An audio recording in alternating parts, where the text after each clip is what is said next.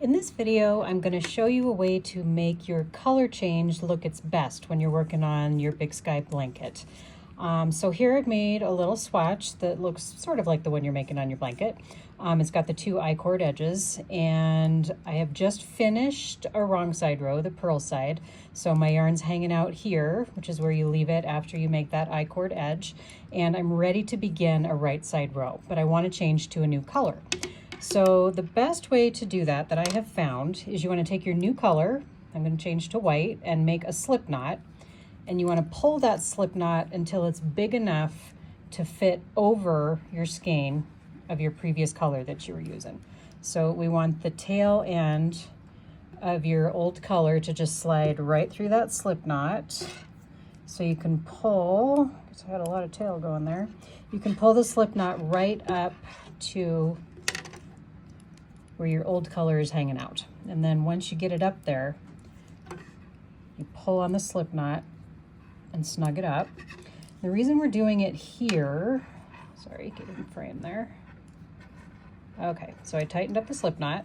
You can see it's over the gray strand. I'm going to slide it till it's right up tight to the needle, and then you can really snug it up like that. Okay, you can undo this knot later and tie a different kind of knot if you want to when you go to weave in your ends. That is up to you. But for now, we just want it attached at the same spot that the gray is and ready to go for the next row. Because if you didn't change color, when you started this row, you would be picking up your gray and pulling it from here over to here to work that first stitch. So we want the new color in place to do that.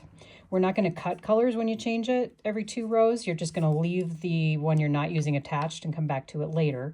So the gray will be sitting right there in that spot when it's time to come back to it.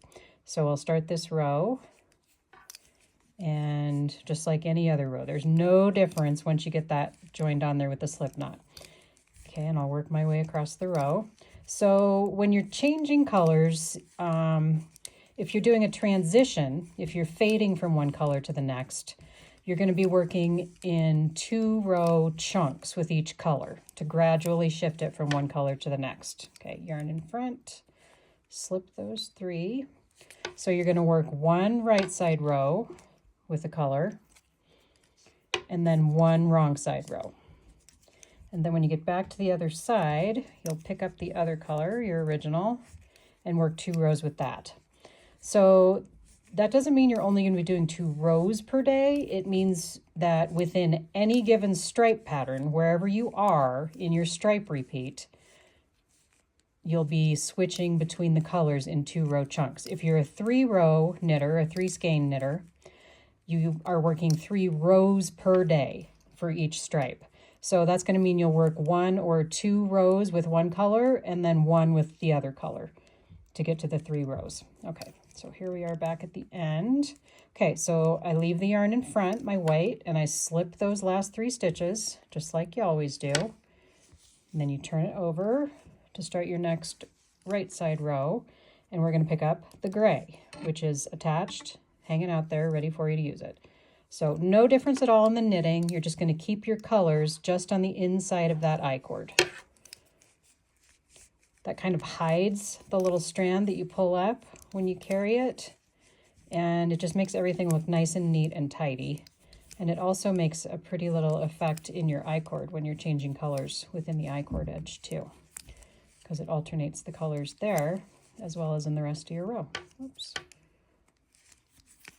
So there you go. If you're just working in color blocks and you don't need to switch every 2 rows, you're only going to have to do this 1 time. You don't have to do the row over and back, obviously. You'll just switch completely from the gray, switch it to the white, but you still want to join the yarn on right there, either way.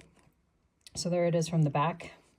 You can't even see where you're switching colors. I mean, you've got that little knot there, but you can tie that and tuck it away a little bit more neatly later when you're finished with the blanket. So have fun playing with your colors. Make some stripes.